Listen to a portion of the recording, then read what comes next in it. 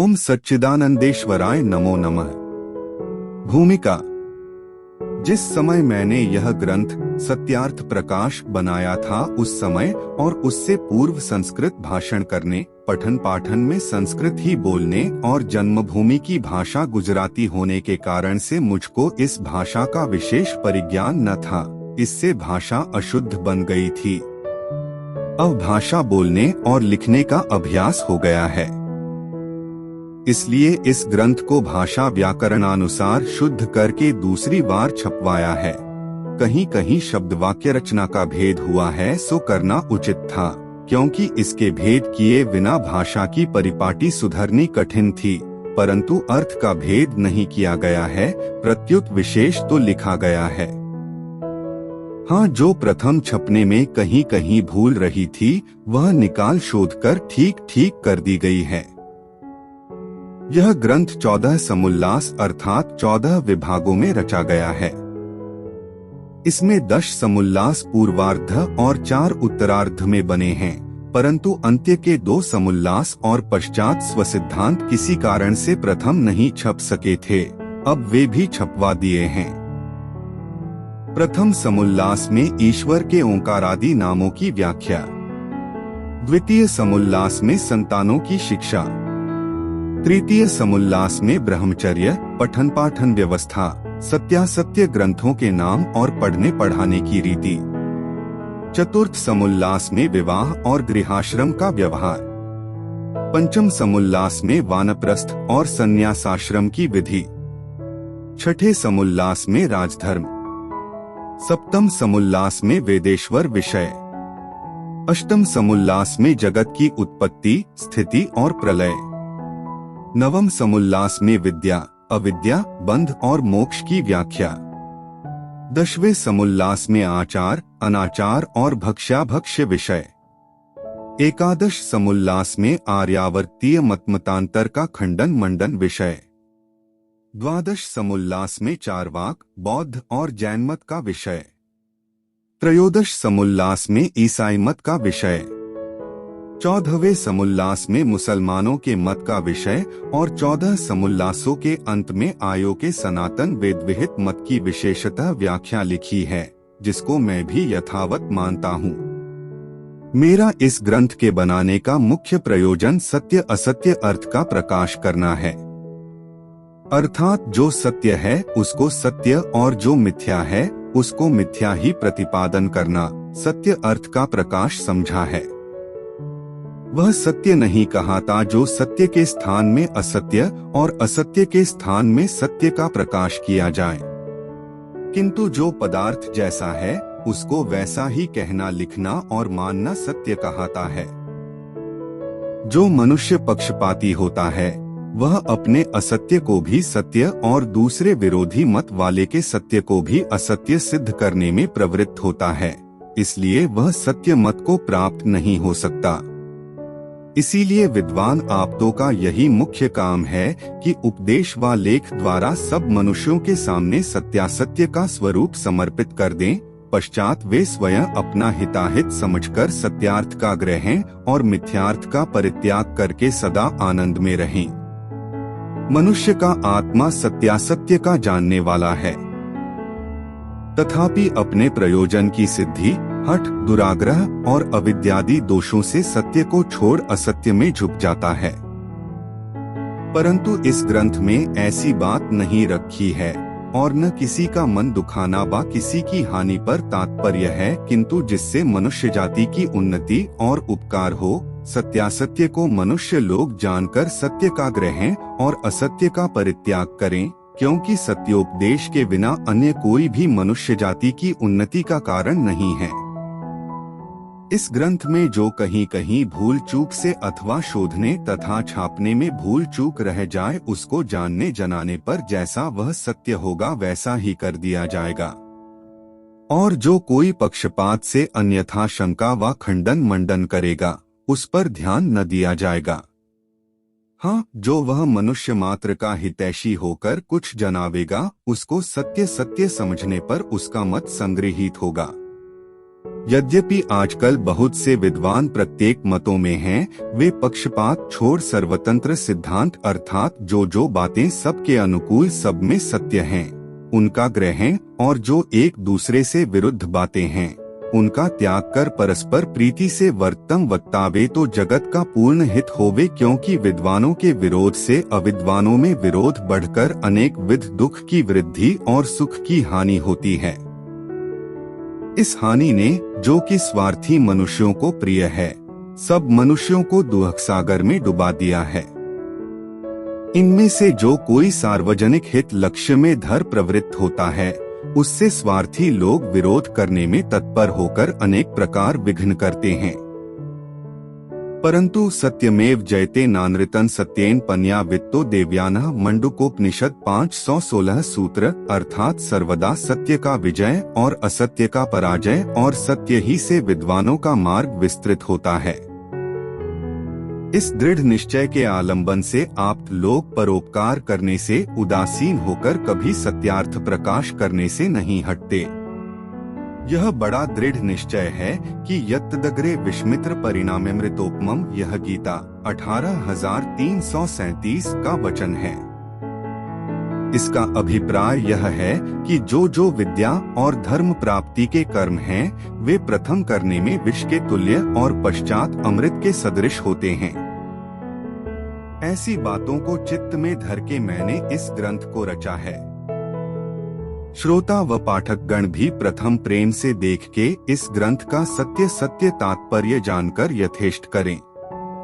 इसमें यह अभिप्राय रखा गया है कि जो सब मतों में सत्य बातें हैं, वे सब में अविरुद्ध होने से उनका स्वीकार करके जो मतांतरों में मिथ्या बातें हैं, उनका खंडन किया है। इसमें यह भी अभिप्राय रखा है कि सब मतांतरों की गुप्त व प्रकट बुरी बातों का प्रकाश कर विद्वान अविद्वान सब साधारण मनुष्यों के सामने रखा है, जिससे सबसे सबका विचार होकर परस्पर प्रेमी होके एक सत्यम तस्थ होवे। यद्यपि मैं आर्यावर्त देश में उत्पन्न हुआ और बसता हूँ, तथापि जैसे इस देश के मतांतरों की झूठी बातों का पक्षपात न कर यथा तथ्य प्रकाश करता हूँ, वैसे ही दूसरे देशस्थ व मतोन्नति वालों के साथ भी वर्तता हूँ। जैसा स्वदेश वालों के साथ मनुष्योन्नति के विषय में वर्तता हूँ, वैसा विदेशियों के साथ भी तथा सब सज्जनों को भी वर्तना योग्य है। क्योंकि मैं भी जो किसी एक का पक्षपाती होता, तो जैसे आजकल के स्वमत की स्तुति, मंडन और प्रचार करते और दूसरे मत की निंदा, हानि और बंद करने में तत्पर होते हैं, वैसे मैं भी होता। परंतु ऐसी बातें मनुष्यपन से बाहर हैं। क्योंकि जैसे पशु बलवान होकर निर्बलों को दुहक देते और मार भी डालते हैं, जब मनुष्य शरीर पार वैसा ही कर्म करते हैं, तो वे मनुष्य स्वभाव युक्त नहीं किंतु पशुवत हैं। और जो बलवान होकर निर्बलों की रक्षा करता है, वही मनुष्य कहाता है, और जो स्वार्थवश होकर परहानि मात्र करता रहता है, वह जानो पशुओं का भी बड़ा भाई है। अब आर्यावर्तियों के विषय में विशेषकर 11वें समुल्लास तक लिखा है। इन समुल्लासों में जो कि सत्यमत प्रकाशित किया है, वह वेदोक्त होने से मुझको सर्वथा मनसव्य है। और जो नवीन पुराण तंत्रादि ग्रंथोक्त बातों का खंडन किया है, वे त्यक्तव्य हैं। जो 12वें समुल्लास में दर्शाया चारवाक का मत यद्यपि इस समय क्षीण सा है, और यह चारवाक बौद्ध जैन से बहुत संबंध अनीश्वरवाद आदि में रखता है। यह चारवाक सबसे बड़ा नास्तिक है। उसकी चेष्टा का रोकना अवश्य है, क्योंकि जो मिथ्या बात न रोकी जाए तो संसार में बहुत से अनर्थ प्रवृत्त हो जाएं। चारवाक का जो मत है वह तथा बौद्ध और जैन का जो मत है वह भी 12वें समुल्लास में संक्षेप से लिखा गया है। और बौद्धों तथा जैनियों का भी चारवाक के मत के साथ मेल है और कुछ थोड़ा सा विरोध भी है। और जैन भी बहुत से अंशों में चारवाक और बौद्धों के साथ मेल रखता है और थोड़ी सी बातों में भेद है। इसलिए जैनों की भिन्न शाखा गिनी जाती है। यह भेद 12वें समुल्लास में लिख दिया है, यथायोग्य वही समझ लेना। जो इसका भेद है सो 12वें समुल्लास में दिखलाया है। बौद्ध और जैन मत का विषय भी लिखा है।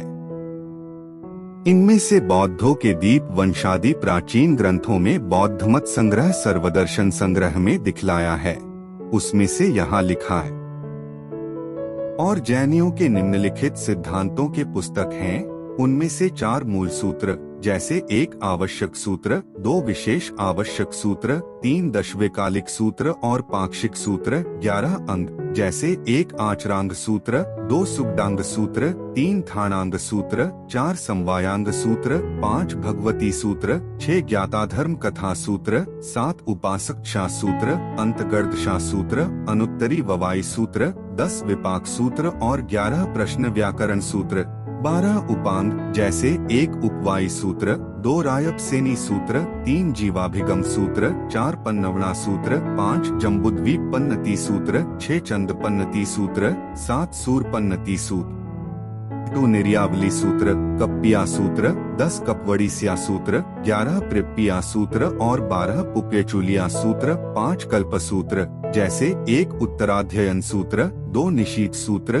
3 कल्प सूत्र, 4 व्यवहार सूत्र और 5 जीत कल्प सूत्र, 6 छेद जैसे 1 महानिशीत वृहद वाचना सूत्र, 2 महानिशीत लघु वाचना सूत्र, 3 मध्यम वाचना सूत्र, 4 पिंड निरुक्ति सूत्र, 5 ओघ निरुक्ति सूत्र और 6 पर्यपना सूत्र, 10 पयन्ना सूत्र जैसे 1 चतुस्सरण सूत्र, 2 पच्चखान सूत्र, 3 तदुलवैयालिक सूत्र, 4 भक्ति प्रज्ञान सूत्र, 5 महाप्रत्याख्यान सूत्र, 6 चंदा विजय सूत्र, 7 गणि विजय सूत्र, मरण समाधि सूत्र, देवेंद्रस्त मन सूत्र और 10 संसार सूत्र तथा नंदी सूत्र योगोद्धार सूत्र भी प्रामाणिक मानते हैं। 5 पंचांग जैसे 1 पूर्व सब ग्रंथों की टीका, 2 निरुक्ति, 3 चूर्णी, 4 भाष्य, ये 4 अवयव और सब मूल मिलके पंचांग कहते हैं। इनमें ढूंढिया अवयवों को नहीं मानते और इनसे भिन्न भी अनेक ग्रंथ हैं कि जिनको जैनी लोग मानते हैं। इनके मत पर विशेष विचार 12वें समुल्लास में देख लीजिए। जैनियों के ग्रंथों में लाखों पूर्वोक्त दोष हैं और इनका यह भी स्वभाव है कि जो अपना ग्रंथ दूसरे मत वाले के हाथ में हो व छपा हो तो कोई कोई उस ग्रंथ को अप्रमाण कहते हैं। यह बात उनकी मिथ्या है, क्योंकि जिसको कोई माने कोई नहीं, इससे वह ग्रंथ जैन मत से बाहर नहीं हो सकता। हाँ, जिसको कोई न माने और न कभी किसी जैनी ने माना हो तब तो अग्राह्य हो सकता है, परंतु ऐसा कोई ग्रंथ नहीं है कि जिसको कोई भी जैनी नहीं मानता हो। इसलिए जो जिस ग्रंथ को मानता होगा उस ग्रंथस्थ विषयक खंडन मंडन भी उसी के लिए समझा जाता है। परंतु कितने ही ऐसे भी हैं कि उस ग्रंथ को मानते जानते हों तो भी सभा व संवाद में बदल जाते हैं। इसी हेतु से जैन लोग अपने ग्रंथों को छिपा रखते हैं और इस मत्स्य को न देते न सुनाते और न पढ़ाते, इसलिए कि उनमें ऐसी ऐसी बातें भरी हैं जिनका कोई भी उत्तर जैनियों में से नहीं दे सकता। झूठ बात को छोड़ देना ही उत्तर है। 13वें समुल्लास में ईसाइयों का मत लिखा है। ये लोग बाइबिल को अपना धर्म पुस्तक मानते हैं। इनका विशेष समाचार उसी 13वें समुल्लास में देखिए। और 14वें समुल्लास में मुसलमानों के मत विषय में लिखा है। ये लोग कुरान को अपने मत का मूल पुस्तक मानते हैं। इनका भी विशेष व्यवहार 14वें समुल्लास में देखिए। और इसके आगे वैदिक मत के विषय में लिखा है, जो कोई इसे ग्रंथकर्ता के तात्पर्य से विरुद्ध मनसा से देखेगा उसको कुछ भी अभिप्राय विदित न होगा, क्योंकि वाक्यार्थ बोध में 4 कारण होते हैं: आकांक्षा, योग्यता, आसक्ति और तात्पर्य। जब इन चारों बातों पर ध्यान देकर जो पुरुष ग्रंथ को देखता है तब उसको ग्रंथ का अभिप्राय यथायोग्य विदित होता है। आकांक्षा किसी विषय पर वक्ता की और वाक्यस्थ दो की आकांक्षा परस्पर होती है। योग्यता वह कहती है कि जिससे जो हो सके, जैसे जल से सींचना। आसक्ति जिस पद के साथ जिसका संबंध हो उसी के समीप उस पद का बोलना व लिखना। तात्पर्य जिसके लिए वक्ता ने शब्दोच्चारण व लेख किया हो उसी के साथ उस वचन व लेख को युक्त करना। बहुत से हठी दुराग्रही मनुष्य होते हैं कि जो वक्ता के अभिप्राय से विरुद्ध कल्पना किया करते हैं, विशेषकर मत वाले लोग, क्योंकि मत के आग्रह से उनकी बुद्धि अंधकार में फंस के नष्ट हो जाती है। इसलिए जैसा मैं पुराण, जैनियों के ग्रंथ, बाइबल और कुरान को प्रथम ही बुरी दृष्टि से न देखकर उनमें से गुणों का ग्रहण और दोषों का त्याग तथा अन्य मनुष्य जाति की उन्नति के लिए प्रयत्न करता हूँ, वैसा सबको करना योग्य है।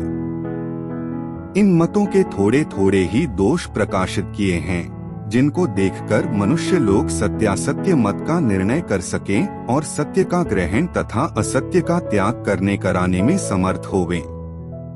क्योंकि एक मनुष्य जाति में बहकाकर विरुद्ध बुद्धि करके एक दूसरे को शत्रु बना लड़ा मारना विद्वानों के स्वभाव से बहिर् है।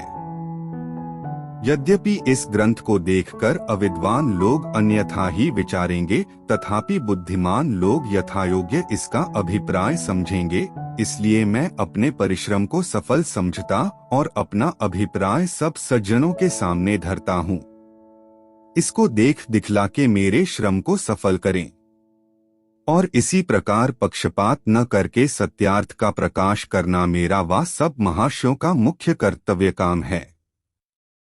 सर्वात्मा सर्वांतर्यामी सच्चिदानंद परमात्मा अपनी कृपा से इस आशय को विस्तृत और चिरस्थायी करे। अलमतिविस्तरेण बुद्धिमद्वर्षिरोमनेषु इति भूमिका। स्वामी दयानंद सरस्वती। स्थान महाराणा जी का उदयपुर, भाद्रपद शुक्ल पक्ष, संवत 1939।